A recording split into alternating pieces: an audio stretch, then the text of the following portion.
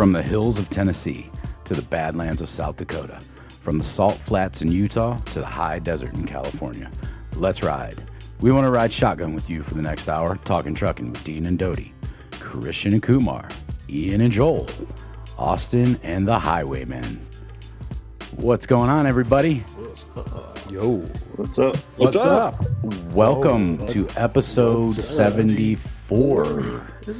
In honor of episode 74, we have 74 people on the show. So, how's it going, Mike? What's up? Sorry, I just got a text from a driver. How's everyone doing today? Good. How about you, Christian? I'm getting ready to head up to Ohio. Oh, I know. We're excited to see you. Mike's going to be working from here in the office for a few weeks. That's great. Oh, is he flying up? Interviews. He's staying at the jailhouse motel down the road. Rent by the hour. I found it for him. I went and checked it out. It's nice and clean. Rent by the hour. Yeah. Also, Mike, you didn't have bed bugs when you showed up, but you will when you leave. Right? All right. Builds up the immune system. Staying in grubby motels just builds immunity. Builds character. yeah. Yeah. How's it going in Roanoke, Christian? It's fantastic, man. It's beautiful out here. Yeah. Is it raining there? Is it cold? No. What's it like out there? It's like low 70s Ooh, with a it's high perfect. today. The weather's nice. Got down to 58 last night. It A was little chilly amazing. at night. Summer's over. Yeah, it's nice weather. Yeah, your season's over as of Sunday as well. Looks like Jets playing. Yeah. Cleveland. It's not been like even all of August when you guys agree it wasn't hot. It was like, Yeah, it wasn't bad. yeah, it was like maybe a high of 80, maybe a little over 80 a few days, but it wasn't bad at all. We had a lot of rain though. But yeah, it's over. It's over. Don't forget to have your chains on your trucks, guys. September 1st through what? Jim Mackey, May 1st, I believe. April 1st, isn't it? April 1st. Okay. It's worse every year. So joining us this week on the show. What the heck is that? My trailer. They're unloading apples off of What did it pass you by? It sounded like an alien No, they're- spaceship taking off. They're unloading the apples off of me, so it's picking me Of course, that's what that sound is. Is that the apple? Well, Some of us still have to work out here. Needless to say, that's joining us this week, Kevin Lewis, And some apples.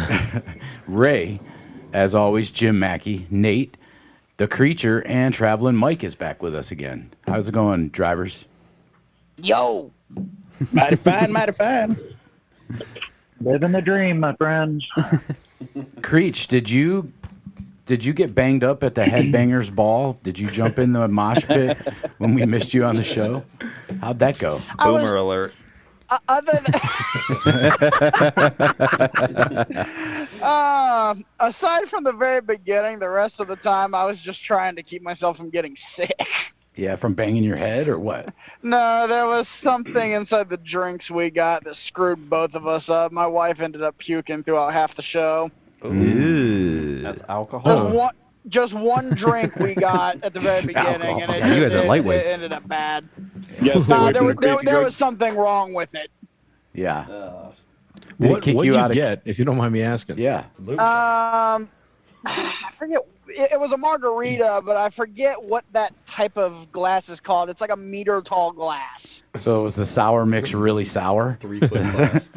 Is that what it was? No, honestly, I don't know what it was. It just tasted off. Yeah. Who'd you go see? Yeah, Tequila. We've had Probably margaritas before, and it's never been a problem. There was just something bad about it. Where are you at, That's because they Creature? added tequila this time. They had a tequila. Yeah, you can't. So where are you at? What's your 20, Creature? Currently at a quick trip up here in Wisconsin on 94. I forget what town. Wisconsin. Where are you at, Ray?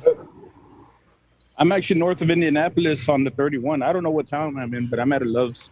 Oh, Up okay. here to cook. Cooking a steak. Cook me a steak while He's got the smoker out. He's got steak on the grill. Doing a brisket tonight at the truck stop at the Lowe's. Oh, yeah. They call him Ray the Rolling Smoker. Explains all my drug tests, all my randoms. Ray, you're in Tetersburg. He's got charcoal in his Tetersburg. sleeper berg. Tetersburg. What's up, Mackie? Where are you at?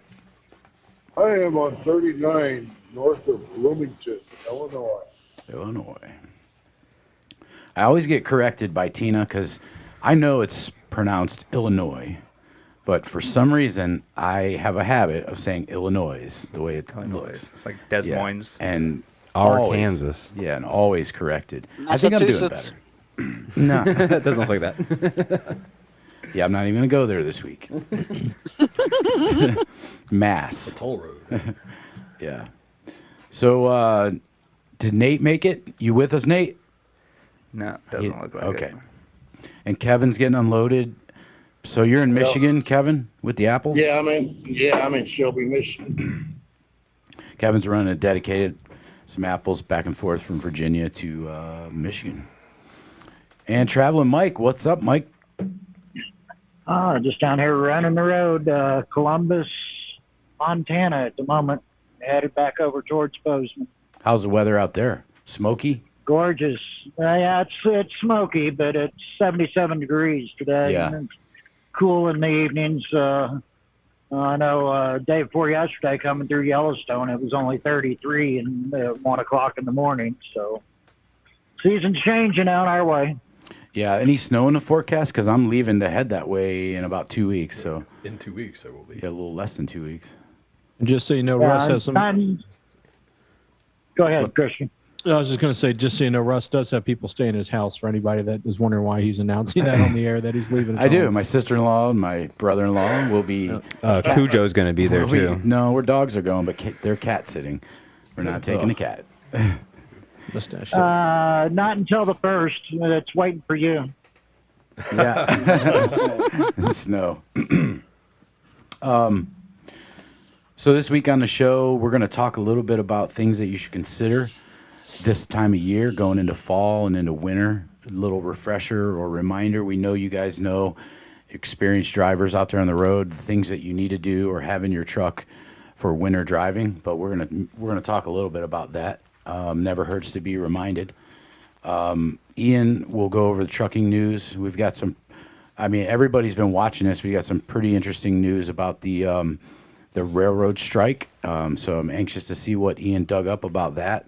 Definitely will affect the freight market, probably in a positive way on our end, but we'll see. We will see. Yeah. We'll talk about that. And then Joel will go over some football, some wide world of sports with Joel Howell. Also, the pick'em from last week. Did Ray get it to you, Joel? No, not yet. He's eating steak. I don't want to bother him. Okay. I don't want to get bit. Well, we'll figure his out. Creech, did you Just send it when you can, Ray. you didn't get in the pick'em last week, did you? No. Okay. Well, you can start this this coming week, I guess, when he sends them out. If you want to join, do you watch football? Nope. Okay.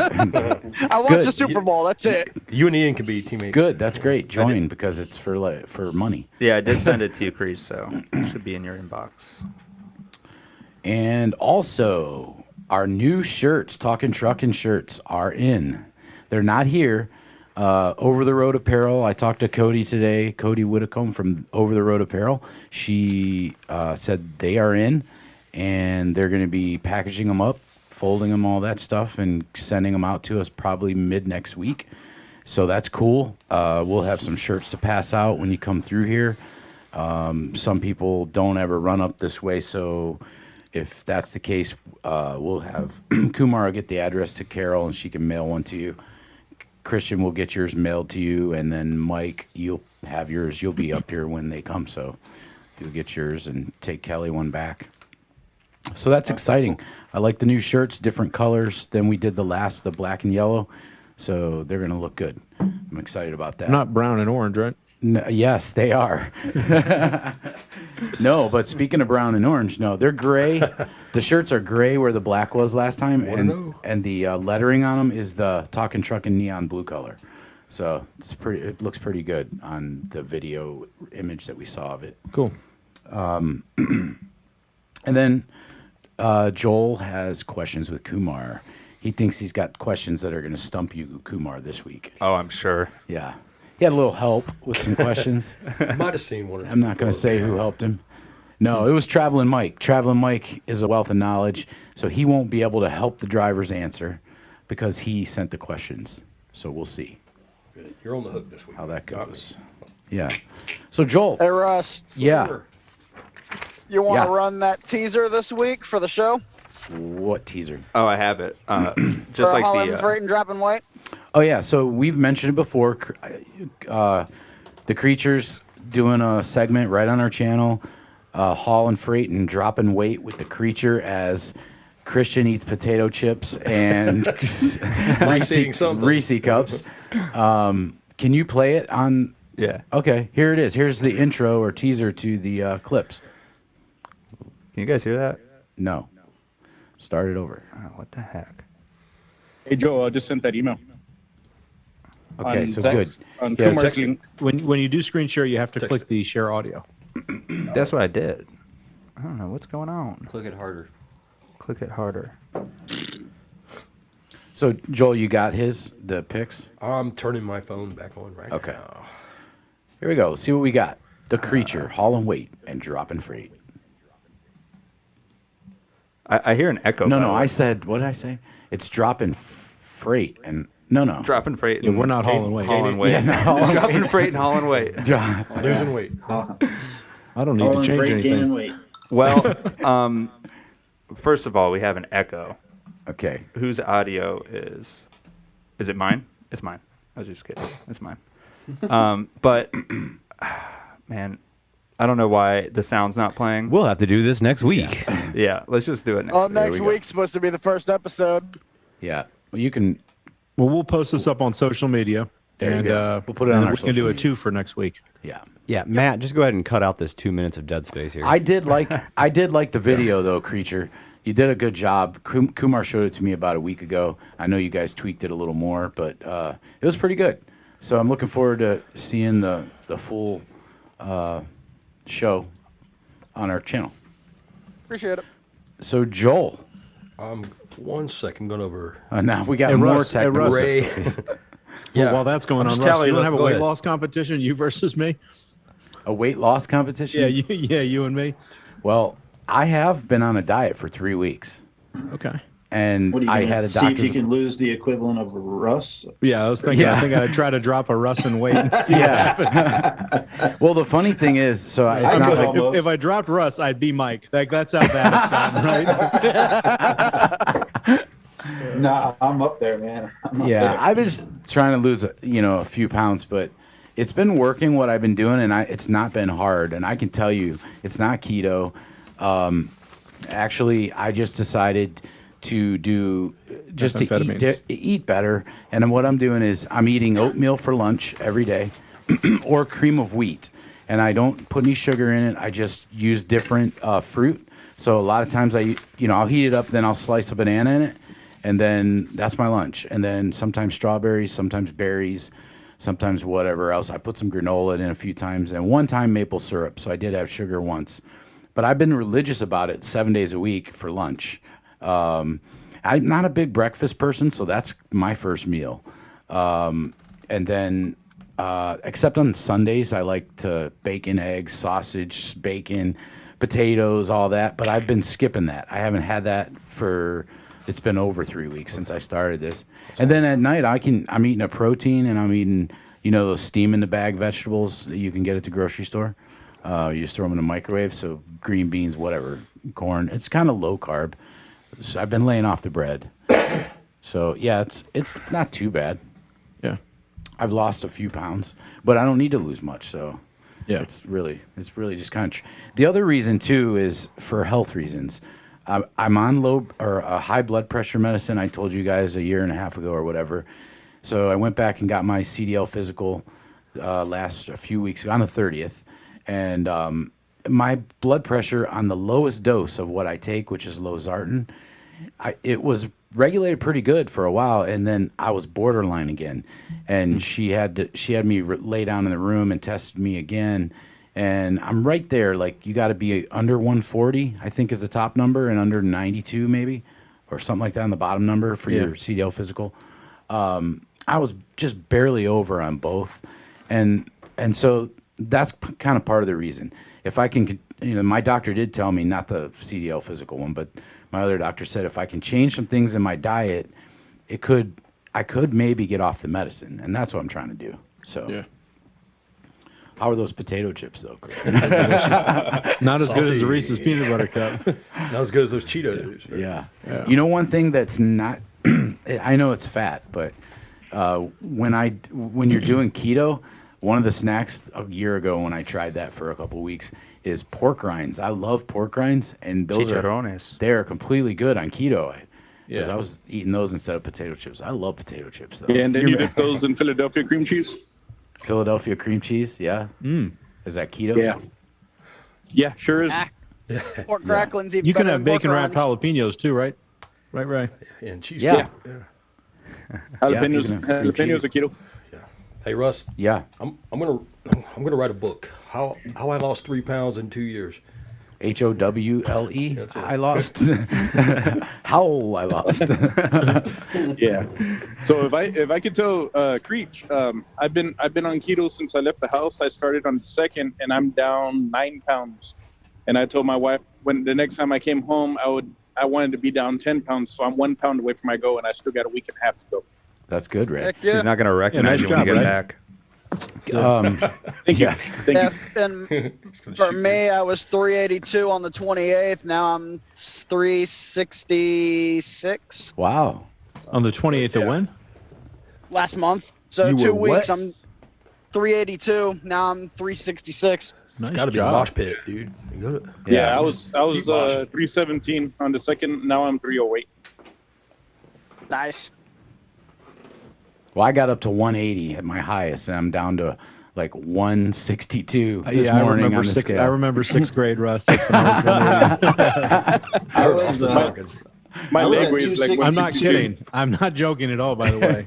I was I'm not- like actually, 6 foot 180, so I was about your size. I was probably I the was at, same. I was probably 160 in sixth grade too. It just kind of always stayed around that. Russ, you're lighter than I am. Russ done it his growth. Yeah. When I was at 180, I felt really uncomfortable with myself. Yeah. Because I've never weighed that much, and I'm just not I'm built pushing like that. 180 right now. Yeah. Ian weighs 110, and he's starting. When I got out of college, I was over 200 pounds. Were you? Yeah. Wow. I guess it was like 2000. It was 2013, and so I came home. My brother all of a sudden went from being fat to having a 6-pack. So I was like, all right, well, I got to change my life. So I lost, It's a keto. I think 40 pounds. What do you and, weigh now, Kumar? It should be like 175. Okay, so you look like you're me and Austin size. Yeah. Yeah. I was 262 last month. Now I'm 279. Good job. It's the Reese cups in his drawer Fucking too. Reese's, man. You're getting ready for winter. It's the IPA Tearing them beer. up. Balkan season. Getting that Balkan season. Yeah. So Mike, Yeah, you're I driving would be up. for the You're, winter. you're not going to fly up. Yeah, no, I'm just going to drive. Okay. So Mike will be up here working with us. We're excited to have him in the office for a few weeks. That'll be fun. And that's about that. Joel, why don't you come hit the through sports Roanoke, up? Christian? What's that? I said I can roll through Roanoke. Yeah, what day is that going to be? I'm not sure when I'm leaving. Yeah, I'll probably leave Thursday or Friday. Okay. Yeah, hit me Yeah, up, that man. That'd be way, good. I'm gonna come fish with my son. Yeah, there you go. Oh yeah. Speaking of that, don't forget the fishing contest is over. Don't send your pictures. We're done with you. 500 for first place, 300 for second, and 150 for third. Did you get the pictures that the qualifiers over to David Dudley? Okay, Yep, sent it so to he's him. got them, and on the 5th of October we'll have him on. Christian and Kumar, can you guys email him and make sure that date's good for him, or did you already talk to him about it? Kumar? Yeah. He's good. He never messaged me back, but I gave him like all the details, for a second. You should be good. I'll follow up. Okay, great. Yeah, so we're excited. We'll be giving that money away to whoever won. Great pictures that came in, and It'll be announced on the 7th because our show is. Oh yeah, right. We record on Wednesdays. It comes out on Friday. Also, the St. Jude's fundraiser that we're doing till Christmas. So we've raised quite a bit of money. Very excited to do this, and we'll have the guy we had on last year from St. Jude's come on and accept it right before Christmas. And we did really good last week. The last few weeks, Christian, didn't we? Yes. Yeah, we did great with it. Do you want to talk about that? Did you have something? Can we put Ian on? Ian, can you come on screen? Yeah, just come on over for a minute. Oh God. No, it's not that bad. It's not that bad, Ian. Oh Hey, there you are.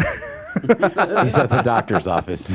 You're at the doctor's office. So you're at the office now, right? Yeah, he's Yes. here. Yes. Hello. And I want to let you know, I really appreciate you coming in on your vacation to be a part of it because you knew that I was going to penalize you if you didn't, right? Yeah, Of course. Yeah, that's why I was here, not because I love the show. Okay. Well, Good. I'm I'm glad glad out that's. last time. I'm glad it's. But you left a little early last time, You and did. it cost you a little bit of money. did. Does anybody have the totals here? What happened? It was $90. I will get my Monopoly board out when I get home. No. Well, hold time out. We got it See, covered, Ian. Russ is much smarter than that. So, Russ, can you let him know what you've done? Yeah, so I let our payroll administrator Steve Sharp and Ann, our that prepares your W-2 and your payroll every week. Yeah. So Steve wanted to know how you wanted that broke out. We can wait till December. Do you want to break it up $30 a week, and then he'll just give it to Kumar and Cash App or whatever? We'll St. just Jude's. do $1 a year for the next year. Yeah. So that's anyway, not going to work. Steve's 30 on years. it. Steve's got it covered. All right, cool. But thank you for the generosity, Ian. You guys are welcome. The kids say thanks. Yeah. No one is safe. I already give enough to charity. I don't need you guys doing it. for Oh, me. jeez. Look at you, you giant philanthropist. That's great. The Akron Food Bank thanks me every month. So does St. Jude's in 2022. What, you give them your leftovers? Yeah. Yeah. That's great. Yeah, but it was a lot funnier last week because you had just left, and I had asked if I said, is he in here? who's the No. next target? We nailed you good. And the funny thing is, we weren't sure if you were going to check out the show. And I told Christian, I don't think he watches the show because he doesn't want to hear himself. Oh, yeah. And so he never knew because he didn't watch it. So that's great. So can we change the news to called like the $90 news when he reports Yes. it this week? I like Because it it. cost him $90 last week. He's gonna be $90 news. going to be more controversial on the news today just for this. Yeah, now I'm going to have to start doing this pick'em to make up for this. Come on over. Hey, here's Brian with Bryson, his son, who was what, 4.5 months? 5 months. That's 5 months. So What's up, Brian? We got babies Bryson, on the podcast. look now. at that. I've never been on a podcast before. Hey, He's Ray, been that's driving about the school. weight We you need a lost new this driver. week. He's got little trucks on his That's pajamas. about the weight that creature lost. You want to hear it? How's it going, Bryson? Check. Hi, Bryson. I need the ones Check. and twos. Okay. Who the hell said that? That's cool. That's cool. See you So guys. is that a new hire? Yes. Actually, we New get a tax dispatcher. credit for hiring children. Yeah. Oh, no. So Joel, how about telling us about some football this week? Him, not you, Brian, your child. All right. What's up, guys? You ready for this, Russ? Yeah, I am ready. All right. What's up, drivers? Welcome back to the sports show that talks about winter driving, snow chains, diets, and train strikes. Babies and weight loss. I am your host, Joel Howell. And here we are in mid-September. Before we get to football, let's go around the league. Leading off, golf. PGA, September 15th through the 18th, the Fortnite Championship in Napa, California. $8 million purse. Top 5 currently. Number 5, Xander Schauffele. Number 4, Patrick Cantlay. Number 3, Cameron Smith. Number 2, Roy McIlroy. And number 1, Scotty Scheffler. Don't forget LIV golf action this weekend in Chicago, 16th through the 18th as well. Over to NASCAR this weekend, Bristol, Tennessee, the 17th. NASCAR action resumes.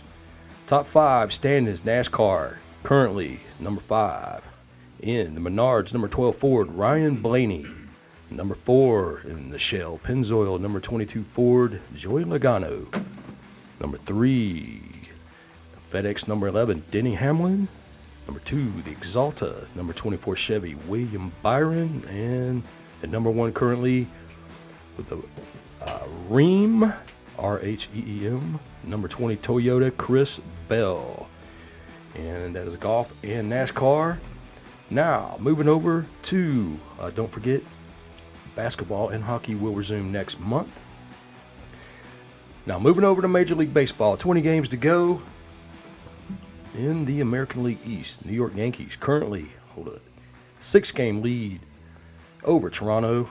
They're 86 and 56. Cleveland, 5 in a row. First place. 5 in a row, hold a 3-game lead currently over Chicago White Sox. Still got 20 games to blow that. Out west, Houston, 92 and 50. Did you see the argument the other night? Terry Francona just went off. I know. I saw it. Surprised they didn't have a I love seizure. Terry Francona. Over in the East, National League East, New York Mets holding a half-game lead over the Braves. In the Central, St. Louis getting hot, 83 and 59. And out west, in a runaway, the Dodgers with the first seed, 98 and 43. Now, over to football. Last week, NCAA rankings will go with the top 10 currently and the schedule. Number 10, Arkansas Razorbacks at home this weekend take on Missouri State. Number 9, Kentucky Wildcats at home against Youngstown State. Number 8, Oklahoma State at home to take on the mighty Arkansas Pine Bluff team. Number 7, USC Trojans face at home Fresno State. Number 6, Oklahoma traveling to Nebraska. Nebraska with a new coach. After going 0-2, got rid of Scott Frost. Number 5, Clemson at home taking on Louisiana Tech. Number 4, Michigan Wolverines at home taking on UConn. Number 3, Ohio State at home against the Toledo Mud Hens. Number 2, Bama dropped a spot. Lucky them. 1-point winner over Texas. If you didn't see that game last week, Bama at home against Louisiana. They almost Monroe. lost. And number 1, Georgia, going out to Columbia, South Carolina this weekend to take on South Carolina. Now, Well, wait, Joel, wasn't so Alabama dropped to 3? no, they dropped to 2. So Ohio State's 3. Ohio State. And then 3. Georgia's 1. Okay. Yep. Okay. All right, in our NFL pick'ems last week, week 1, I've got 6, Russ. Did anyone not turn theirs in? I've got yours, I've got mine, I've got Jim, I've got Ray, I've got Kevin, and I have Christian's. Okay, let's see. So who All right. won and who Well, lost? We don't have. We got a loser, but we don't have a winner. Why? Well, we got a 3-way tie. So Oh. we got 9-6 All right. Kevin, 9-6 Jim, and 9-6 Russ. Remember, there was a tie last week. Yeah. So the 3 of us tied. So we. You got to do Ray's. Ray and myself went 8-7. So Okay. we're out. Christian, sorry, you're bottom man this week. 5 Bottom and 10. But see, we don't pay now, Christian. We wait till the end of the season. We did. What are we doing a week, by the way? You guys, we didn't even decide. $50. I think we're going to give a pass. I think we're going to give a pass on the first week if Ian has to decide. We don't know who's who, Ray. But what? So what do you guys want to do? $5 a week? I'm cool with that, or whatever. You know. Yeah, that's good. I think it was like 10 last year, wasn't it? Yeah, it was 10 Yeah, we don't last wanna- year. Yeah. That's I- yeah, I'm- 10. 10's fine with me With too. inflation, it should be about 11 or 12 now. do So. 10. It's going to be larger than that, but yeah. $10 a week. Okay. Are we going to So, declare? and you don't have winner? to collect it now. We'll collect it at the end of the regular season. So this week's winner, yeah. We're going to have to declare one somehow. We got a 3-way tie. Well, I had an idea the other day. Instead of declaring a winner by just who won the most, what if you took and you get everybody's wins total, their win total, and just gave everybody a score each week? So if I got 9 right and you got 8 right, you're still right behind me in the runnings. You might go 10 and whatever next week, and I might go 7, and you'd pass me. You know what I mean? So we're going That's a win-loss. We're going horrible to carry idea. this. It's a horrible idea, Christian. It might help you because you only got 6 Wow. right. I thought that would hurt me because I'm 3 behind you already, correct? Yeah. You're 3 behind, but if I have a 6 week and you have a 9 week, we're even again. You know what I mean? Yeah, We should probably do the Monday night game, call the score, and whoever's closest. All right, we'll just keep putting them in. We'll decide over the next week. We got time. All right. Yeah, I'm cool either way because I'm going to be at the bottom of this pile. Okay, and then the NFL, Joel. Yeah. Do you know who was the AFC Special Teams Player of the Week? in the NFL? I'm going to say Baker Mayfield. Kicker, Cade York. Cade York, Cleveland kicker. Game-winning 58-yarder. Yeah. What a horrible team that have to rely on the kicker to win, you know? At the last seconds of the game. You know who Cleveland's playing this week, don't you, Joel? I do. That's it. The Jets. Go Flacco. Jets, Joe Flacco stepping in for the injured Zach Taylor. Zach Taylor. Sounds like a really good game to gamble on, doesn't it, Russ? Yeah, well, Cleveland's favored. They're minus 6.5 on the Vegas line. So that means Cleveland's got to win by a touchdown to cover. Christian picked Cleveland, too. So, Christian, you want some action on this? If you give me 10.5 points, I'll put some money on it. Points. How about I do this? How about I give you 9.5? They won't even have that. You give me 9.5 points? Yes. I'll take that. Okay. So, we want to go $50 for St. Jude's? Holy smokes. It's for St. Jude's. Come on. That's a bargain for you. Okay, we'll go. How about we go 30? You're not going to beat them by Go 30. I'll go 50. I'll go 50 on 10.5. I don't like 10.5. I like 9.5. Well, you don't like kids either. I guess I'll just do it for the lesser amount. I'll go 30 on 9.5. Well, it's Zach Wilson's mom. Oh, never mind. Yeah, that's fine. Let's do it. Yeah, $30. Okay, write it down, Kumar. Minus 9.5 Cleveland. $30. I took Cleveland minus 9.5 for St. Jude's against Christian. He's plus 9.5 with the Jets. Make it interesting. Oh wait, you'll have something to look forward to in that game. Cleveland too, isn't it? It is in Cleveland. It's our home opener. Well, bet's a bet. I should have done my research. Just so you know, Christian, the Browns are 1-0, but we haven't been 2-0 since like the 80s. Really? Really. So the odds are against us. I can't wait for next week when you're 2-0 against the Jets and you're setting records for 30 years worth of playing. All right, Joel, you got anything on the NFL? Not really. Dak Prescott's out. No one's going to trade Jimmy G to Dallas. They might still, but Yeah.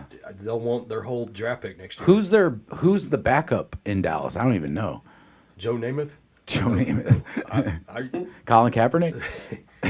They don't. Kellen Moore? He's the OC. I don't know. It's the best job in sports. Yeah, it's available. All right, Joel. Thanks for the sports. Lack of update there. All right. So, Christian, let's get into some winter driving stuff. I did make a small PowerPoint too, Russ. Nice. I got 3 want me pages worth of notes. So wow. So I don't have that much. And then Kumar made some tips too, so I've got that too. So let's do it. Okay. You can see this? Yes. Okay. There we go. So I just basically covered the main areas: crank charge, brake, fuel, and lights. And we can just kind of spitball off of this. And those are the main things. It says start with batteries. I don't think that's what I start with. Brake system. There we go. So what do you have on brakes? You got anything organized, or are we just going to spit it back and forth? Yeah, I mean, I've just got some preventatives. Yeah. I didn't really cover brakes. It looks like you're going into more detail with it. Yeah, I mean, a lot of what we had preached, and we had a lot of the FLD 120s and the XL Classics is making sure that you don't have moisture in your line, right? The one thing you do is make sure that your dryer's operational, that your cartridge isn't having an issue. Check the moisture level in the air tanks and actually drain your tanks on a daily basis. Also, having any kind of leaks, because what we normally have problems with is if we don't put dry line in there in their older trucks, or somebody might have bypassed the dryer, is a lot of the valves will get frozen up, and the brakes will stick, and we're having multiple issues instead of small ones. I know, you talked about setting the tractor brakes and not the trailer brakes last time we discussed this, but really putting conditioner inside the line. Cooling system, that's just as imperative to make sure that you inspect leaks both at sitting as well as running temperature. Check the fan belts, all the drive systems. Make sure that your radiator in the front is free of debris. We have that also in the summertime. We've had a couple trucks in the past that have overheat because of all the stuff inside of the radiator system, not allowing passive airflow. You can get your coolant tested. That's something that you can do to make sure that you're just not saying, guys, just to add water anymore, but if you do, you really want to make sure you check your coolant levels before you do that. And we had this past week, one of our Kenworths had an issue with his cap. And so he's finding out before the winter, but that's another thing. If you've replaced your cap, just make sure if you just bought one or borrowed one from a buddy that it's tested for the pressure rating on there, and make sure if you have any cracks or anything, it can make it seep out or boil over, much like you have a head issue or a major engine. So if you do have anything like that, to check the cap before you start giving a lot of money away. Moving on to batteries, this one's pretty simple. So it's kind of an ounce of prevention. I'm changing batteries at the house because I didn't do this on my vehicles, and I didn't take them in and charge them during the winter last year. And so I found out a couple months ago, about 5-6 months ago, that I had just spent a whole lot of money on batteries I didn't need to. But check for cables that have any cuts or frays. Look at your battery box. Make sure it has a lid. Pretty important, but you see a lot of them going down the road that don't have lids on them. Check for corrosion on connections. Make sure you have good connectors. And if you have a swollen battery case, a lot of times that's either that's overcharged or you've over torqued it. Something that I went out to my Nissan and I could smell sulfur all over the place, even though I don't have a sense of smell. I guess I was tasting it, but that means it could be overcharged, leaking, or damaged. Again, you want to make sure that you test your batteries. These are things that are not super expensive. You want to make sure you keep your eye on your voltmeter, if you're running 14 or not. And if you start to have issues with charging, or if you say, well, I don't remember leaving anything on in my truck, but my battery's a little weak, make sure you test them before you go out there, because it's really expensive to call somebody out on the side of the road to do that.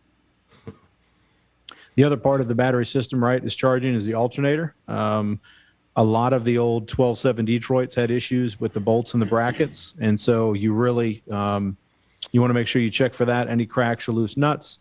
All the electrical connections are good, and check your amperage and your voltage output. Lastly, lights. It's in windshield. So one of these is that people see you, and the other one is that you see them, and they're both equally as important, right? We want to make sure all the lights are there. You have longer hours of nighttime driving because the hours have shortened during the day, but you also have an extended amount of snow and rain and things that can really screw with the electrical system on the truck.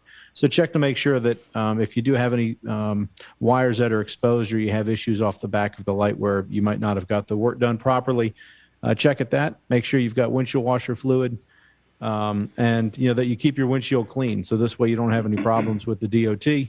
Keep the fluid in them, and put new wipers on if you need them. And so to piggyback off that too, and Traveling Mike, Jim, Ray, any of you guys, Creature, if you want to jump in and give us some of the tips and tricks that you guys think about, Mike Doty, Joel, whoever, just jump in, because we know you guys know. Yeah. One thing I want to say, though, one that gets overlooked. Okay, well, let me say this, and then I'll get to you, Ray. So just to jump on the mechanical things, also your fuel and your two fuel filters, your spin-off and your water separator filter. I always like to go into winter with new ones, and just make sure that those are clean. Ray, what were you going to say? No, I was going to bring up one thing that I seem to be hearing a lot every year is thermostat, as well as another thing that we got to keep an eye on too. Because in the wintertime, if your thermostat's not functioning properly, you're not going to get up to temperature. And for all you guys who have trucks that need to do a regen, if you can't get up to temperature, you won't get that regen done, and that could also keep you stuck at a truck stop on the side of the road if you can't regen the truck. Yeah, that's right. Another thing too, and I'm going to read a few things that I wrote down from several different sources, but when I did flatbed for a short time, I did not like it. But Nate, Kevin, any of you guys out there, I know we've got a lot of step deck and flatbed guys. I used to have those rubber pullover like liners that go on your bottom of your shoes that had little spikes. Man, that saved me so many times climbing around my flatbed. So, I recommend those definitely. So here, let me just go over a couple things, and you guys feel free to jump in, interrupt me, stop me. I don't care. Knowledge of proper safety skills for driving or not driving in poor weather conditions separates the true professional driver from the rest of the pack. And I like how that was worded. I was reading an article for the proper safety skills for driving or not driving. Jim Mackey called me the other night last week when I was on call on our after hours, and he shut down. Jim, where were you? You were somewhere out. Boise. He was in Boise, and he called in our after hours. I happened to be on, and he's like, Russ, I'm shutting down. There's high winds. I got a super light load, and I'm like, yeah, shut it down. Tina was going to email the broker and let him know, or the customer, and we did, and that was the right thing to do. So, when to know not to drive is very important. Making good conditions. Wind scared me more than anything. Oh yeah, wind is really scary. I think wind scared me. You can't see more it than coming. anything. Yeah. I know. I'd be my knuckles white. I remember, I've been there too. I hate Yep. it. Making good decisions when conditions. I had like 9,000 Go ahead. pounds on and had 50 to 70 mile an hour winds. Yeah, that's when you called me. Yeah, and just after I got done talking to you, about 15, 20 minutes later, the dust come up and you couldn't see a half a mile. Yeah, so it was the right timing getting off the road. And that's, this next point I'm going to make, making good decisions when conditions start to deteriorate can not only save your life, but also the lives of others on the road. The last thing you want to do is get in an accident and something happened to you or somebody else, and you shouldn't have been in that place in the first place, because it was not safe. Slowing down at fault accidents are mostly due to excessive speed. Doing the speed limit may be legal, but in adverse conditions, it's often way too fast for road conditions. Speed limits are set for good road conditions. That's something that, man, I learned that when I started driving, and these days I can't even see when it's raining. Just everything's shining everywhere. Well, that's because you need new glasses. Yeah. So I need to go see Mike's brother and get my. Go along with that, Russ. Yeah. What's that, To Jim? go along with that, it's not necessarily the speed is important, but it's the steady. You have to be steady. Abrupt changes in your speed and turning and stuff is what really will mess you up in the snow and ice. Yeah. And really, it's slowing down. You want to go steady and just keep it slow. That's going to put you in the most safest of environments when you're in snow, ice, whatever. Keeping a safe buffer zone around your truck. Don't run with the pack. Leave plenty of room around you as much as possible. Man, I did this because I did drive a lot in the Pacific Northwest. Joel and I did when we were teaming, and we did when we were solo. And that's one thing I learned, and maybe it's common sense. So when 4, 5, 6 trucks are, packed together running on snow, even if they're going not so fast, I never stayed with them because, if one screws up, you're all going to end up tangled up together. So not running with a pack is important. Knowing your equipment, don't push it beyond its limits. And like we were talking about, stay parked. If you're nervous about driving when the conditions are bad, stay parked or get parked. Call your dispatcher, have appointments moved. A nervous driver can be just as dangerous as a careless one. So that's very important. Traveling Mike, you got anything on these? You've been out there for a million years. Like Jim was saying, you don't want to do anything fast when you're in poor weather conditions. I mean, if you're changing lanes, you do it nice and slow. If you're braking or accelerating, you do both of those nice and slow as well. You're not out there running a quarter-mile race or anything. You accelerate nice and smooth and brake in the same way, and you're saying everything right. I mean, we just got to use your head. And one thing is, when we do make those decisions to park it, you brought it up there at the end. I was getting ready to call you on it, but communication. Let everybody know what's going on, where you're stopping at. Get with dispatch. Let somebody know. If we don't hear from you, we know where to come look for you.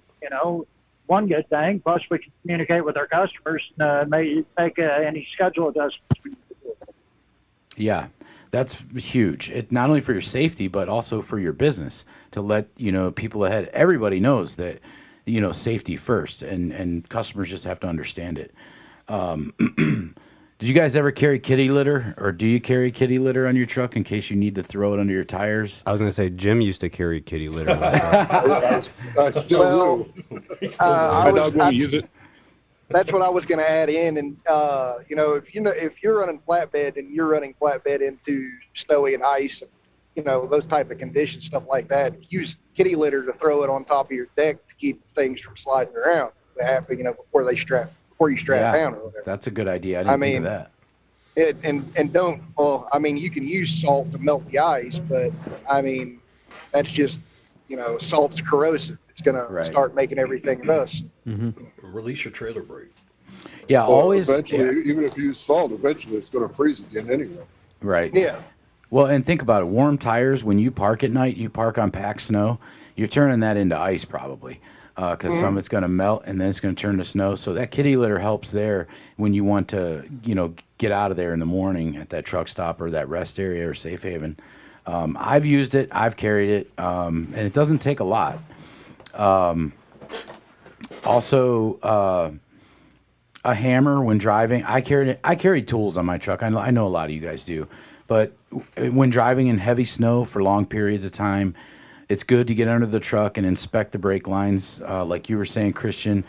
Air tanks for excessive snow buildup, which it does, man. If you're driving in a lot of packed snow, you're going to get buildup in there, and for hours on end. I would get up in there with my hammer and knock some of that snow and ice loose and get it out of there. Anti-gel additives, very important. You get fuel down south where they're not treating their fuel in a warm climate, and you come up north. Where it does snow, it doesn't have to be that far north, and it's below zero. You could have a problem. I always used it, and I felt like the stuff that diesel 911. I always seemed an increase in my fuel mileage too when I used that. Do you remember that, Joel? We were both doing it. Oh yeah, the red and the white. Yeah, it worked. I use that all the time. Winter clothing, coat, gloves, hat, blankets, extra blankets, canned food. Put food that has a good shelf life in your truck, even if you're just in case. And I'll tell you, the last time I was in a truck, I went and bought your truck, Nate, and I went to Dallas and picked your truck up, Nate, that 680. I flew down there, picked it up, and then I decided, well, I'm going to drive around for a little while. I miss being on the road. So I went up to, you guys booked me to Portland. It was a Danny load from CH. She used to be at CH. Ian, and then I came out of there. I got a light load, came out of there, and I was coming across. Where was I, Joel? That was 84, like that Dead Man's Pass area on 84, and it was a complete whiteout all of a sudden, and there's nowhere to get off. I'm in the middle of nowhere. Jim, Mackey, Ray, Mike, you guys know where I'm talking about. Probably most all you guys do. Coming across there. And I got on my headset, I called Joel at the office. I'm like, Joel, I can't see anything. Bad advice. Luckily, there was no traffic, so to speak, a few trucks on the road. And it's the middle of the day. I couldn't see anything. Complete whiteout. Joel's on, he tracked me. He pinged the truck and was tracking as I was moving. He told me, he's like, all right, Russ, there's an exit coming up. And I couldn't even see to get on the shoulder of the highway. It was so bad. And so I saw finally where he was talking about there was an exit. And I didn't know how deep it was, but I could tell it was, it wasn't plowed because this just started within probably the last hour, but there was feet of snow. And so I'm like, I got to get off the road. I took it. It kind of went downhill. And as I got down, it was like I was plowing through the snow and I got stuck at the bottom. But I was kind of relieved because I was like, I'm glad I'm off the road because I know I was going to get in an accident. I couldn't see anything. But then I got stuck. I had to dig out. Joel's on the phone with me. I'm out there. No shovel. Guys, have a small foldable e-tool. In the Army, we called them e-tools. I should have had one, but I wasn't prepared because I flew there to get the truck. But those e-tools, you can buy them at any Army surplus store, probably at Walmart. Just get yourself a shovel. Cheap. Yeah, they're nice because they're foldable, Joel. They don't take up any space. But you put them in your side box. Man, I would have paid $1,000 for one of those that day because it took me a long time to dig out with my hands. And then all of a sudden, it was like a ray of sunshine hit the truck, and all that weather went through there, and I was able to get back on the road. But no, it wasn't a bad choice, Joel. I don't know what would have happened if I would have stayed on the highway. Got buried if you. Yeah, Joel's like so scared after I got off. I told him I'm buried on Dead Man's Pass. He goes, "Oh my God, it's gonna be days before safety people can get to you.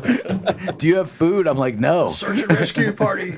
Yeah, he was panicking, but it was funny. You were panicking. Yeah, I was panicking. I'm not gonna lie. I was warm. And I know. And there's no phone signal He said there I either. was warm. What'd you say, Ray? Yeah, Dead Man's Pass doesn't have any phone signal either. I actually ran out of hours and had to pull into that rest area. And yeah, my wife was scared. There's parts that don't, like right now where you're going through. He's going through that same area every week. Every week he's going through the same area. Same time. But I did have signal. There's parts of it do when you get up high, I guess, because I had no problem. You'd have no problem hearing me on the phone, right, Joel? We were able to communicate the whole time. But I don't know. And you guys, the highwaymen, you drivers, I know you've been through that kind of same kind of scenarios before, especially being out there every day, every winter. But blankets, extra food, waterproof boots, toolkit, flashlights, water, drinking water, washer fluid, stock up, tire chains. We talked about that. Another thing that I used to always do is check my tail lights after driving for, all day, or even when I stop for my 30-minute break or just halfway through a shift, because, all that snow and that wind coming up under the truck can cover your lights, and you want a lot of visibility. You want people behind you to see you.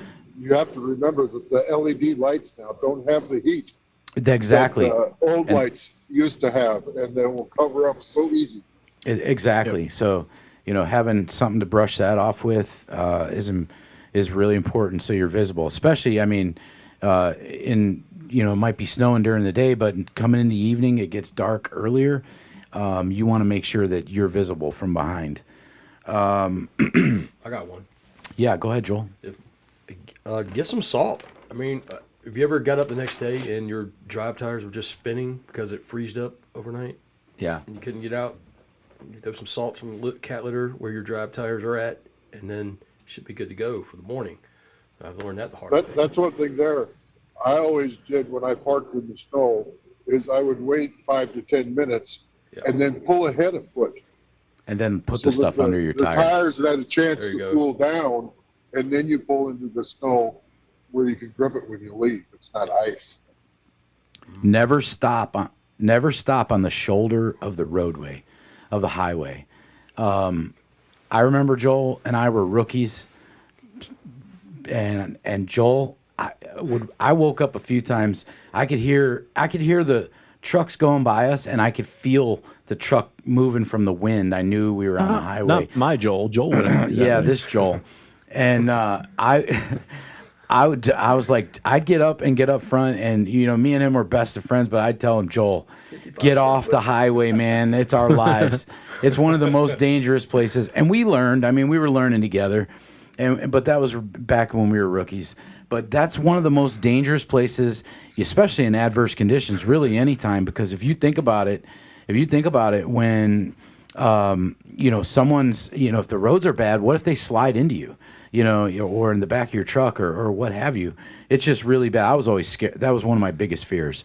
I never stopped. I'll get off on the off ramp, and then I try to get on the on ramp and park there because no one's coming up fast. Yeah. I hated being on the off ramp because they're flying up those. But I'd get off the highway. What were you going to say, Nate? It wasn't me, but since you called on me, so instead of using dry line, you can use rubbing alcohol. Yeah. You can pick up rubbing alcohol from a dollar store for $1. You put a cap of that in your airlines. Yeah, green and red. Get the 91%, not the 78. Yep. Yeah. The 91 proof. Can you hear me, Russell? Yeah, I can hear you. Go, Ray. Yeah, I was gonna say too, like next time you're in Walmart too, pick up the anti-gel at Walmart versus the truck stop. I saw it yesterday for like $27 a bottle, and it goes for like 10 or $12 at Walmart. Okay, yeah. Ray goes to Walmart and gets 150. His phone. He goes to Walmart and gets his cell phone. Yeah, he gets his cell phone, and then he also fills up 2 carts with alcohol. That's right. And puts them in his side box, like he does the what was that he had those 2 carts of? Cheetos. No, not the Cheetos. 50-pound bag of Cheetos. Yeah. Oil. Oil. That's what it was. He had oil. Yeah. That's for cooking. Yeah. I got one as a reusable alternative to the salt. If you ever get stuck, if you've got a 2x4, put it in front of your tires. It'll pull it underneath your tires, and that can get you traction as well. That's too easy. Yeah. Well, I mean, it like up there in Alaska, what those guys do is when they park in the evenings, they'll literally just sit in a parking spot and run their back their truck up, pull it forward, a foot or two each way until their tires, cool off. That way, when they wake up in the morning, they're not sitting on that ice. way too. Yeah. Right. Yeah. Basically, what I was trying to say. Also, your tire pressure. It's something you should be checking. Whether you're knocking them, kicking them, or whatever, but checking them on a regular. I'll be honest with you. Yeah, I do my pre-trip and kick my tires, hit them with the bat. There were times, but I did it every day, and then I didn't go too many days without actually, plugging on it and checking my pressure. That's important, not only for fuel mileage, but also for safety in adverse or snowy, rainy conditions. And then, like I was saying, hours of service rules, appointment times, dispatchers, they're all added pressures when you're in difficult and dangerous situations.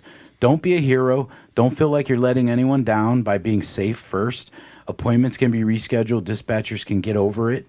Hours of service can be documented so that you're letting the DOT know if you're over time because you're searching for a place, safe haven. Your life and other lives are more important. I'll violate my logs in a minute to be safe. And I wouldn't think that anyone would blame anyone for that.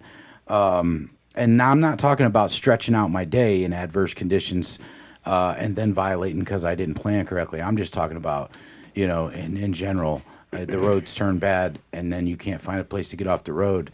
It may take you a little longer because you got to slow down, because you got to change the way you're driving. Lee, he gets so lucky.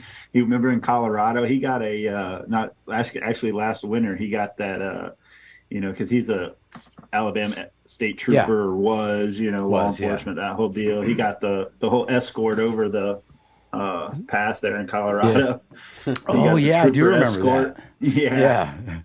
Like I forget what happened, but I do too. But I remember stuck that or whatever. But yeah, the trooper was like, "Come on, follow me." and I remember Lee saying, of course, he told him that he used to be in law enforcement and he was shot in the line of duty and all that. And so they definitely helped him. He got shot in the line of duty too. Lee did, He's stabbed. Oh, Lee did. That's right. Okay. No, Lee was shot. I read the article. I saw the newspaper. I saw him laying on the ground in the article. It was crazy. And he lived. Obviously, he's driving for us. I think he was stabbed. I think another time he was stabbed too. It might have been that too, but I know the one time he was shot. I think he's lived on 5 different lives. Yeah, right. When parked for the night, we talked about this. I think I didn't engage my trailer brakes all winter long. When I parked at night, I left them, so that they weren't. I didn't want to chance it them being frozen up the next morning. So, that's just how I rolled. I would recommend not doing that. I can't tell you how many drivers have called in. My brakes are my tandems won't move. They're not rolling, and it's 15 degrees outside. You know why? Top off your tanks regularly. Fuel tanks give added weight to your drives, which can help on snow-packed or covered roads.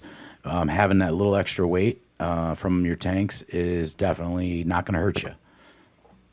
And proper inflation. Keeps moisture out of them too. Exactly.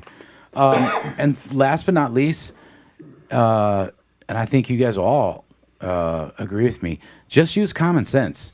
Don't overthink it. Just use your common sense. If your gut's telling you, I don't know about this, then just get off the road. At the end of the day, and live to drive another day. That can be a stretch for some. I have one more thing. Do it. The thing that people have not done for several years now is use the CB radio. I knew that was coming. Turn I agree the with you. CB radio on. Listen to it. Tell other people what is going on if there's bad road conditions or if there's a vehicle stopped.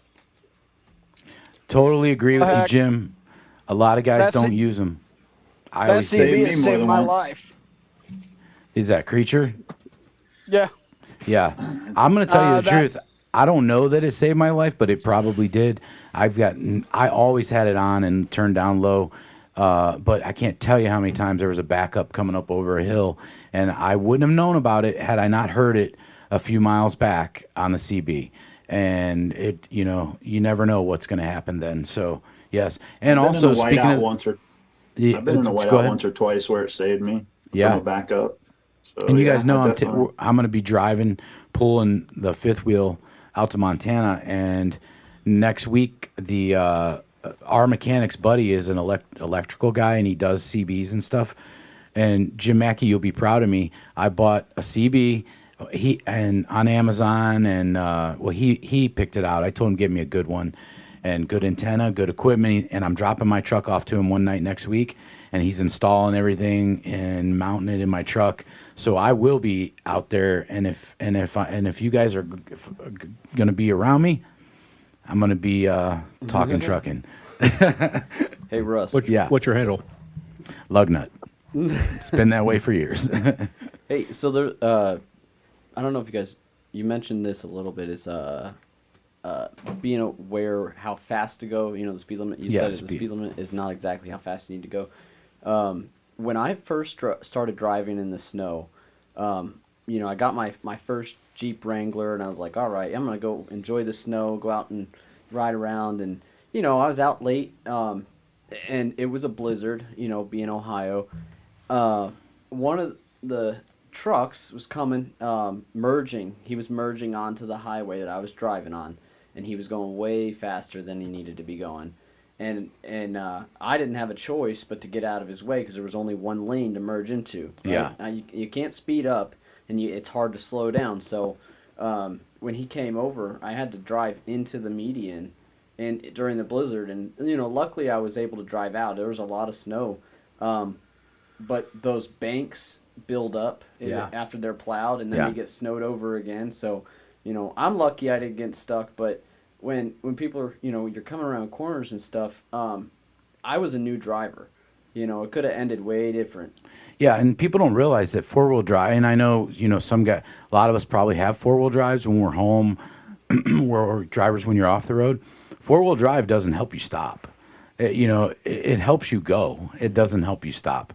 So it's a good point, Austin, and, drivers, just slow it down this winter. Keep yourself safe. And before we get on to trucking questions with Kumar, sent in by Traveling Mike, this day in history. In 1901, President William McKinley was shot. Did you guys know that? No. Jim, were you there? Which day? 1901, September. September 13th or 14th. Okay. Yeah. Oh. Yeah, 14th. Joel. Which is tomorrow, right? Yeah. No, today's the 14th. Yeah. All day. Mike, did you know that? Not you, Doty. I know you didn't know. He just knows fishing Actually, stuff. I did. What happened in 1841? 1841. Jim Mackey. I'm sorry. 1814. I got my numbers wrong. 1841. The Battle of Plattsburgh. The Battle of Scott Key Plattsburgh. wrote the Star Spangled Banner. Oh, okay. That was the one I was going to say. Mike texted me. You were pretty quick to just assume I didn't know. I didn't, but you were just real quick to that. What he's saying is, I like to prove that I'm an idiot, Russ. Yeah. So I got a text from Traveling Mike. If this during the we week, should do. Sorry, go ahead. Well, I got a text from Traveling Mike during the week, off the wall, just like it was when the Queen died, and he just started texting me this, like, I forget what you texted me, but it was like the date she died was the same date Queen Elizabeth. Was that right, Mike? The Queen Elizabeth the first was from the last show. I mentioned it back in can't remember the year now, 1852 or whatever it was, when the first Queen Elizabeth took office. I mentioned that in the show for that date last year, And then Queen Elizabeth II passed away on that same exact day. Yeah. Yeah. That was just weird. It was weird, and it was weird when he texted me. I'm like, shouldn't you be on Jeopardy? That's why I text back, I think. Yeah. Yeah. 2009. Anybody have that for this day in history?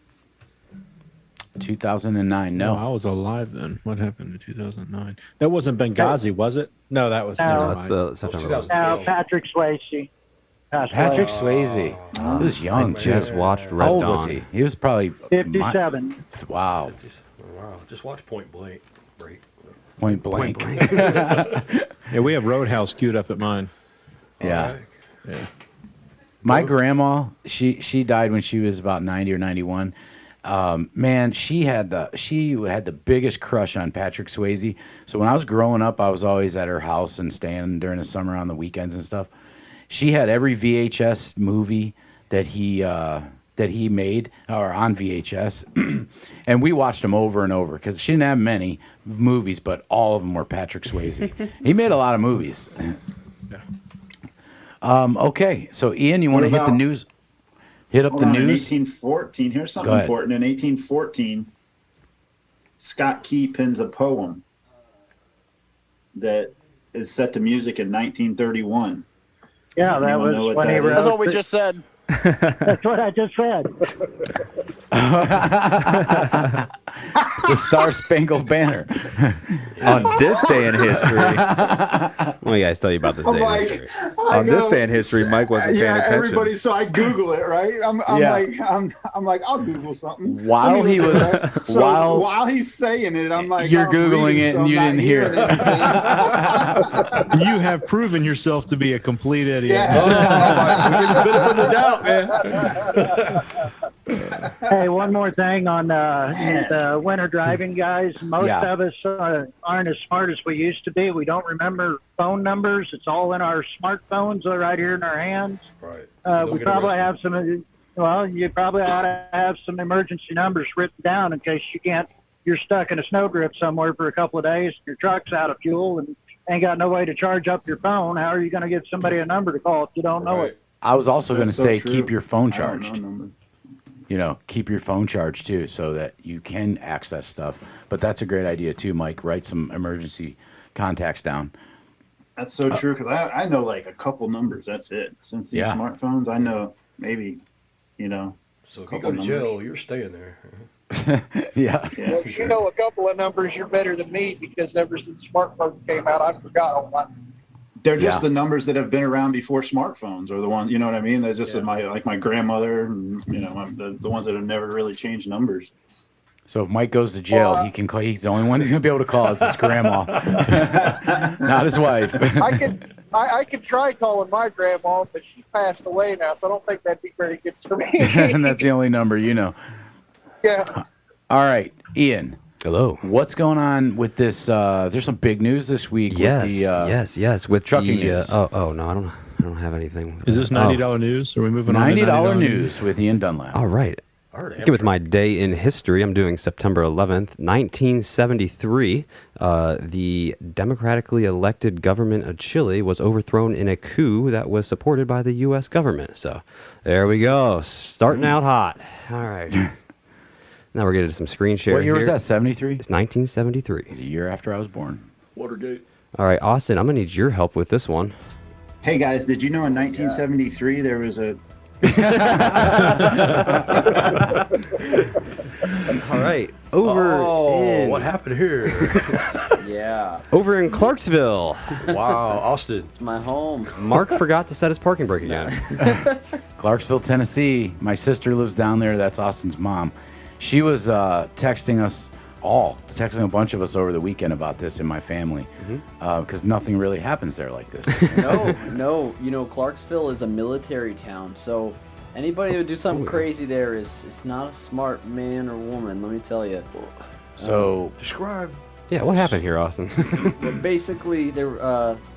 From what I understand, Yeah, the good Jack. This guy was, got mad in traffic or something along those lines. Tried to go around a vehicle, hit the vehicle, and then he ended up running from the police. And he was going full speed down the main strip in Clarksville, And this is There's video just of my it. understanding of all the media that's out there. Maybe He hit. Ooh, look at that. He hit like 38 cars. Yep. And ran it into a Walmart too. Yeah. Yep. There's. And here he is. And then got out on foot, right, Austin? And started running. Let's see his PSP. I guess it's a little bit of road rage, and then a little, frustration. Yeah, you're gonna have to figure out a better way to deal with your stress out there. He was late for his delivery at Walmart. How did he knock the tire out of it? He was mad about the cost of the lumber fees. I saw video somewhere of him. There's video somewhere of him. Yeah, they're running from the police. We got. Who's that?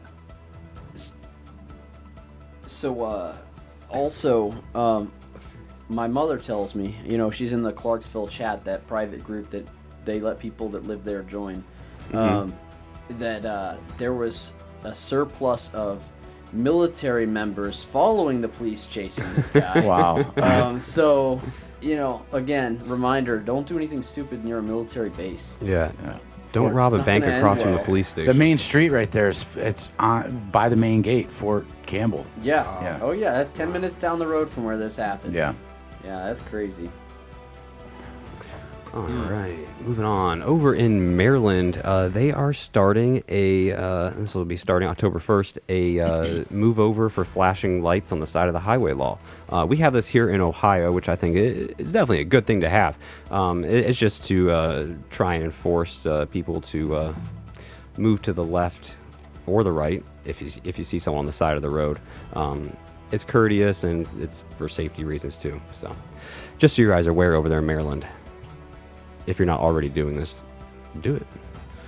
Oh yes, during this last blitz, a lot of trucks were taken off the road. This says 16,000 drivers were taken out of service. I was looking for that information. I couldn't find it. Good job. So here we go. We got a lot of things here. The top 5 vehicle out of service violations. Number 1 is brakes. It took 25%. There's 4,500 or almost 5,000 vehicles being taken out of service for that reason. Next was tires. This says defective service brakes, but okay, I see what that means. And then lights and cargo securement. Last one, which that's pretty scary. Yeah, that's scary. That they're doing a brake check week, and 10.5% of it's cargo securement. Right. That's 1 in 10. Wow. Okay, so that was U.S., Canada, and Mexico, which we don't really need to go over. So the 10% Canada. must be Canada for the cargo securement, just so we're clear. Well, no. Canada, number 1 reason they had drivers taken out of service was false logs. Oh boy. Next to wrong class license. Oh my. Wow. That is crazy. Wow. That is absolutely crazy. So, yeah, I want to go over a few of those. What's wrong with my logs, eh? To Ohio? What's wrong with my logs, eh? What's wrong with my logs, eh? All right. What'd you say, Mike? Did the Canadians change their license to Ohio or something? Oh, that's another story. All right, over in Texas, a new record bust. We're not talking about Dolly Parton. This time it was meth. $19 million worth taken out of a truck. 12 million. Oh, that's not money. That's meth. No, that's all meth. Wow. Yeah. It was hidden inside of a diesel tank. So, not one tank. Now, guys, we should not rush to judgment after what happened the last time they stuck the fuel tank. So this we don't guy's know exactly. Alleged. Oh, that actually doesn't here. Until proven guilty. 1,337 pounds of alleged methamphetamine. Charged, not convicted. My question is, what's more expensive, a tank full of diesel or a tank full of meth? Oh, give it a few years. That's a good point. And which will get you farther? Which would you rather have? He'd be pushing the truck if it. Never mind. Oh man! All right, guys. You guys think robots are scary already? Check this out. Robot lumpers. Oh boy! All right. Maybe they'll get your truck unloaded quicker. Yeah, don't count on it, buddy. Do it cheaper? I like that. We don't. No, because it's a robot. He don't need to get paid as a robot. It's gonna be a lot more expensive. Oh, he's taking. There's Spot. Oh boy. Wow. Which coming to a city near you. I've seen that. Help with enforcement. That You know what? dog-looking thing I've seen on a video before. At a company I worked at before, I operated one of those stationary Here we go. robots. It was a long arm, and it did some pretty scary stuff. I mean, it just shredded a full pallet once. So, yeah, ought to be interesting. Hope that thing don't go haywire. So Yeah. chasing the manager. Just another step in making You sure don't want that it to be a disgruntled robot. it's just another step in making sure none of us have jobs. I wonder in if the they're going to future. have robot employee appreciation week. I mean, a We already lot got of the some water waterfall companies places. loading. What's Yeah, that, a lot Mike? of the water places, a lot of the water, like Niagara and stuff, are loading the trucks all automated. Right. Yeah. They look just like that, but it's a forklift. Mm-hmm. Yeah. Well,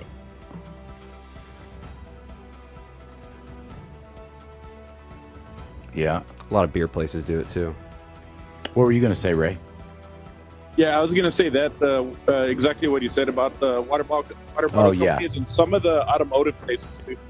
You must You must Yeah. not have been listening when Mike was talking, Ray. Do you guys know? No, that's just me. 1814? So how are they pick? What is that, like a suction cup? Yeah. It's Okay. all suction. Yeah.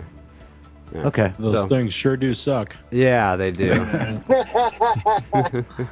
It's strange pulling into one of those water places because the warehouse is so big and there's like no one that works there. There's like the one person when you pull in on the intercom, and then that's it. And then all the And soon that'll be a robot too. It's all automated. Yeah. We're gonna have robot guards there, and Give me your pickup number. a robot's gonna be able to come out and tell you, "Hey, you've been here too long." If Get their outta here." eyes turn green, you can come in. If they stay red, you can't. I'm just going to throw this one out here. If I pull into a place and Ed 209 shows up, I'm leaving. I'm not staying. RoboCop, nice, good reference. All right. Moving on here.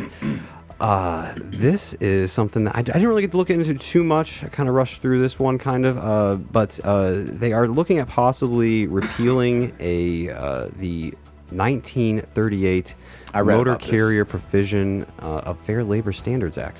If you read a little bit about the it. only thing, I read it about a week ago, I think. Okay. So basically, it's for company drivers that are paid to run out their 70, so then reset. And it has to do along those lines. So they would be paid over, I guess, 40 hours. And they'd be paid overtime if they had to work their whole 70. Oh, okay. And I don't know any more details other than that was what was proposed. I don't know if it's happened or... No, it's introduced, so... Where I can see this helping the most is where guys have to sit, for no reason. So... Well, they're They don't not get talking paid about for it. sitting on duty. They're talking... Or sitting where they could be off duty. Yeah. They're talking about Just in driving and on-duty time. So, if you're working 70 hours in an 8-day period, they want you to. This bill wants you to be paid according to as a W-2 employee. They want you to be paid overtime for anything over 40, I guess. Yeah, but that puts the conflict back between the company and the driver, because what will happen is they end up going on duty. That's going to burn up their time. I'm not saying guys ever show a 15-minute break and then everything else, but they go on duty. That's going to delay that shipment because they're pushing their hours back. Oh, these So guys! it's- You'll have guys, Christian. That's a great point. You'll have guys with 3-hour pre-trips and post-trips. Hey, you got to be thorough. I'm just kidding. And But that's true. I mean, it's good that you're truth. compensated for your time out there. At the same Yeah. time, it's just those charges get pushed onto goods. So It just can't be a blanket bill that just says, okay, anything over 70. I mean, there's got to be. First of all, I'm with you on this, as you always are, Christian. They need to stay out of it because it's it's an industry. I'm not saying I don't think that company drivers should be paid overtime for hours worked over a certain amount, but I don't know. I don't know the answer. free market capitalism. Know your worth. Yeah. Well, here's going to be the big problem. It's going to be the same reason why we're not paid hub miles anymore. It's people abusing it. Yeah, that's what we're getting at. Yeah, we can't even keep fuel surcharge on rate confirmations, guys. We're going backwards really quick. You know, it used to be that you could have fuel surcharge broken out by broker too. I mean, I remember Mercer and some of them, you'd have a higher fuel surcharge in the 2-day pay, and you're thinking, hey, I'm getting paid in 2 days. There's no other finance fees or anything else involved in it, and they're giving me a larger percent of the line haul my rate confirmation for my contract. I do it every time. Yeah, and there are a few that still will break it out, but not many. Yes. Yeah, they do tell you it's an inconvenience when you ask them most of the time. Yeah. All right, we will keep an eye on this and report on it here in the next upcoming months. So, all righty, okay, this one was funny. If I can get it. Oh, this won't pull up all the way. Oh no. Okay. Oh, here it is. Uh-oh. Yeah, it just goes to TikTok. Never mind. We'll have to skip that one. And on to railway business. All right. So what's going on? I've been hearing it all week. Tom's been texting me. I've gotten texts from a lot of drivers. What's going on with the railroads, Ian? Well, right now we're looking at about, well, first of all, I start with the deadline. The deadline's Friday for them to reach a negotiation. If they cannot make it by then, about 120,000 to 90,000 rail workers will be going on strike. And this is just through, I think, like 2 different Hold on, what is that? unions. Yeah, there's some. Yeah. Who's got some? Who's in the bottom of an aquarium? Yeah. Oh, sorry, that's me. I can't. Oh, that was his page on his computer. Oh. Go ahead. No, it wasn't. I was like, what is This day in never mind. In 1814.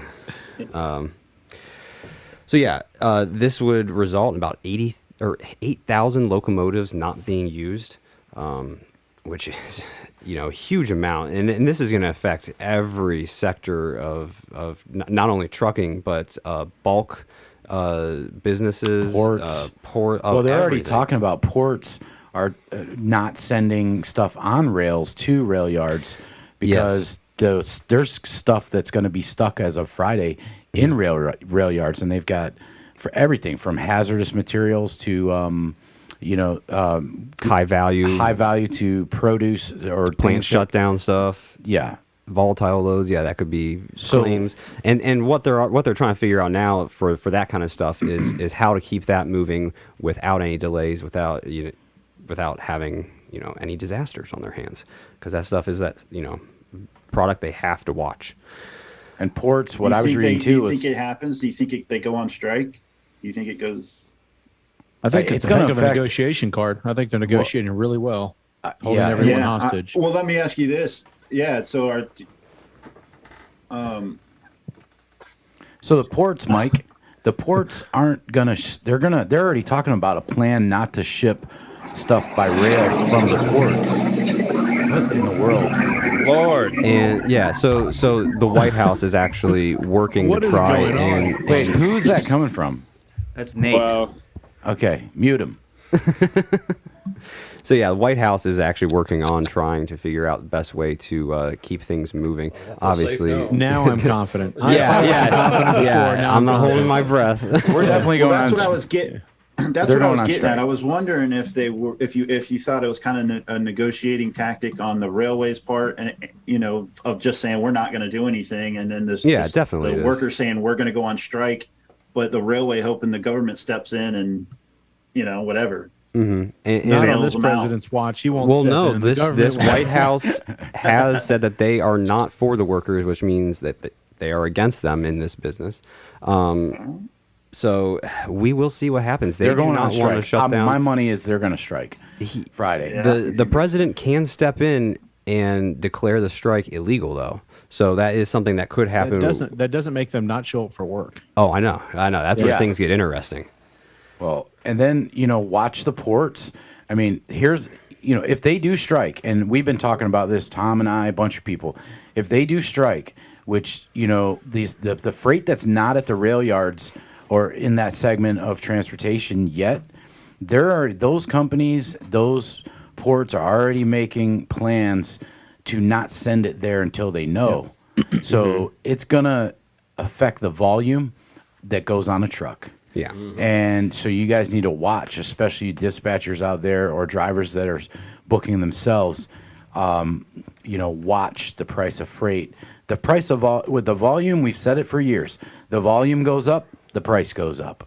You know, it's about load to truck ratio. It's about how many loads are coming out of an area. So we're all curious, and we've been watching, and we'll be continue a good to October watch. surprise for trucking. It'd be great. It could be. The horrible Well, part here's is the thing. I mean, not great for whoever's striking. I'm just saying. No. Well, no, it's good for them because they're working towards a better lives for them. No, I agree. And their families. So I'm fully supportive. I am too. And you know, we're all looking at the positives of how this could affect trucking, but there are negatives too. Well, didn't you tell me earlier that?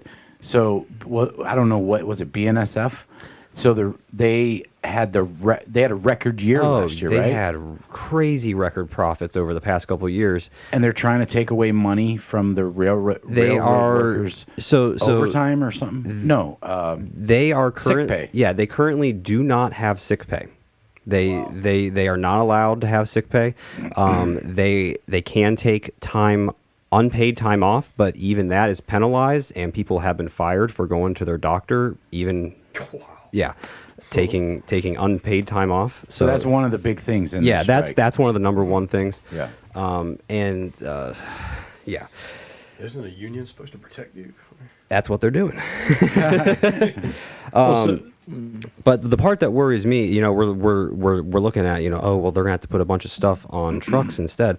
But a lot of the business of last mile from the rail yards to the receiver is through trucks. So a lot of that won't be getting to the train yards. So we are going to be losing a lot of in-country intermodal stuff, last mile deliveries.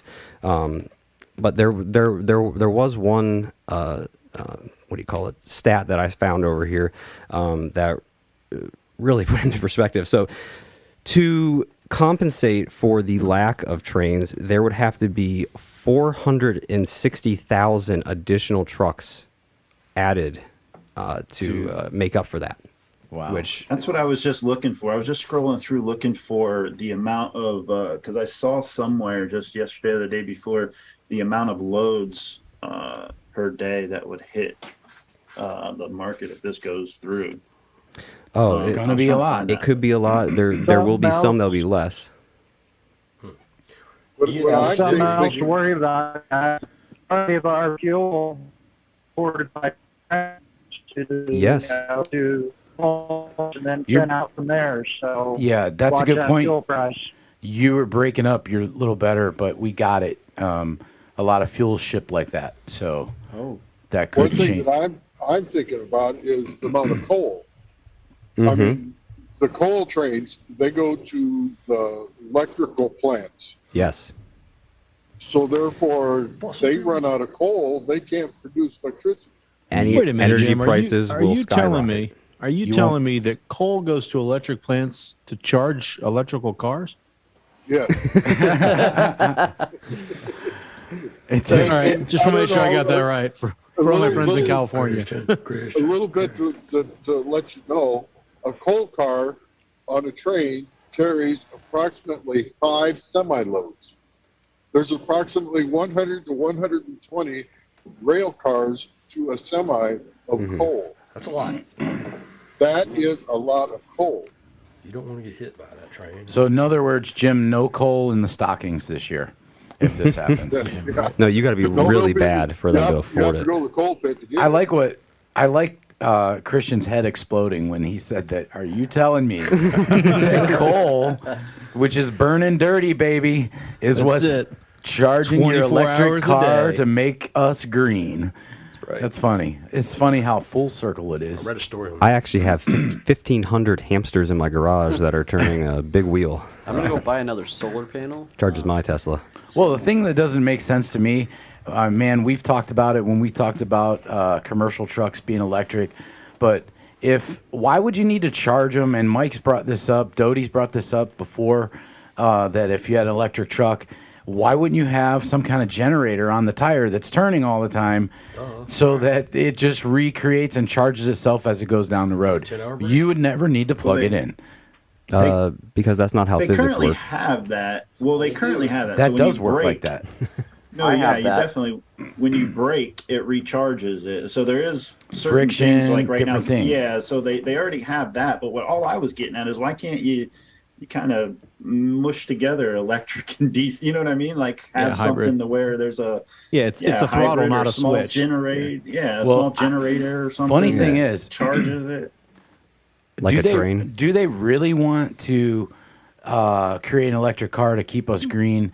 Because if it totally makes sense, you could make an electric vehicle that doesn't need charged. You can create, with the friction, the force of brakes, or the moving tires going down the road, the wheel moving is going to create energy that can be. But what's harnessed. moving the wheel? Well, the Kinetic batteries energy. are. You need it originally charged, and then it'll keep charging itself. Well, that just makes sense to me. It won't charge at 100%. No. The conservation of energy is. 60%. Yeah, I didn't know we supposedly had that's physics and doctors on here. I feel right? I felt like the psychology degree was a good thing. I got a This is comment. amazing. Go ahead, Austin. So this truck that I'm leasing, right? Yeah. It's a it's a Dodge 1500 e-tron. It's a e-torque. So basically what they did is they put a electric motor in the front of it, and it replaces the alternator. It's belt driven. It sits on the block, right? Yeah, well, it sits near the block, right? And it spins the crankshaft, right? So how it gets charged, there's an extra battery in the truck, and it uses regenerative braking, like what you're talking about, motors in the wheels. When you're stopping, it charges that battery, and it builds up power every time you're driving and stopping, and it accumulates power while you drive as well. But how this works is when you it's got the start stop on it, right? When you stop, a truck shuts off completely, and when you let off that brake pedal, that electric motor spins the crankshaft to get it going, and it allows the vehicle to spit less gas into the motor, right? You're not. So it does it off that battery that's completely recharging itself by harnessing the power of the brakes. Yes, that's crazy. It initially gets what it does is it starts the momentum. And so what you're telling me, there is a way. Yes, and they're experimenting with it. This truck, it has 4 hub motors in the wheels, right? Yeah. So when it spins that crankshaft, it also does a half rotation on all 4 wheels when you press the accelerator to go. So the initial start for the truck is it's basically like a push start with electric, and then the gas kicks in. So it increases your fuel mileage. They're already doing that, Russ, with the brakes and stuff. That's how they get 400 miles instead of 100. You know what I mean? Like they're already doing that. Mm-hmm. Supposedly, I don't know anything. Yeah, about them, my wife's car has they're already the same doing that thing. stuff, and that's how they get 400 or 500 miles out of one charge rather than. Joel has to take this call because we lost him at. So what we're saying is, that's funny. He's getting a call from his proctologist. Where are we at, Kumar? Go ahead. No, I was just going to say the batteries don't last like they used to. I don't know if you guys. I know I'm old enough to remember batteries lasting more than 3 years. I bought golf cart batteries for $150 a piece. They say they had a 1-year warranty. I was like, well, I like the extended warranties. They're going to die at 13 months. And like, well, we don't offer a 1-year warranty on these. They're Duracell 8 volts, not 6. And they just don't offer them. We should get Henry Albert to come on and talk about this. He could explain it better. Yeah, because we're all. I mean, Austin sounded like he knew it better than anybody. But I am just throwing, spitballing at it. Whatever you want to call it. I don't know. Can you ask Henry to come on and talk about this in the near future? Yes, after the fishing contest, or try to get him before? After the 5th. Hey, I also watched a video about about that as well. So the reason those batteries used to last a really long time is because the computers in the cars didn't nearly take as much power. You got all these. Okay, I'm calling bull crap because I drive old cars and the batteries haven't. And the battery just that might be a reason, Austin. You're probably right. I'm telling you, I drive really old crap, so the car hasn't changed as far as what it's pulling. I think we should pit Austin and Henry Albert and let them go at it, and we'll just listen and maybe make some bets here. Yes, like fueling questions with Austin and Henry, right? Yeah, it'd be great. Austin, you haven't been on with. You probably watched the show maybe when he was on. Probably. Yeah, he's like I don't like the He's Rain like Doc Man from Back to the Future. Yeah, like Rain Man of trucking, That's fuel awesome. economy, and so on. I have a strong interest in that stuff, so Clearly. All right, guys. Hey, listen, we're hitting the hour or the hour and a half, so I'm going to donate $50 this week to St. Jude's. Write it down, Kumar. God. We're going to do our questions with Kumar next week. We're running out of time. Save the questions, Joel. They came from Traveling Mike. They're good. We've covered it all. This is a good show. And guys, keep it safe this winter. Make sure you have your chains on your truck. Not so much back here because you don't need them. I don't think in anywhere. Someone's been telling me you need them in certain places in Pennsylvania, but not when I was on the road. No, I don't think so. No, that's just if they're trying to get you. If the ice comes into Atlanta, you're required to have them. You're really? Yes, Atlanta. They can throw the chain law effect in. Oh, you're not required to carry them. Okay. But they can throw the chain law in effect. So then you just have to pull over. There's also other states like Kentucky and like that down in there. They can also do it there. You're not required to carry them like you are out in the West. But if they throw a temporary chain law in effect, then you have to either pull over or chain up, is what you're saying, right? Yes, sir. Right. That is what I'm saying. Well, guys, just put them on your truck. You never know.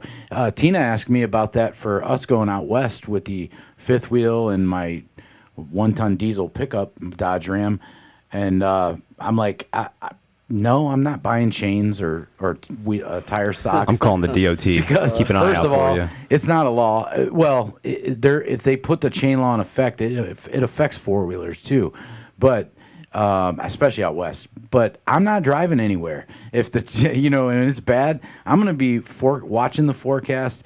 And I'm going to be hightailing it south if I see weather coming in the next 3-4 days. I'll be out of there. So, but anyway, guys, be safe. Have a great week. And with that, Christian, Mike, you guys got anything else? Just go Jets this Saturday.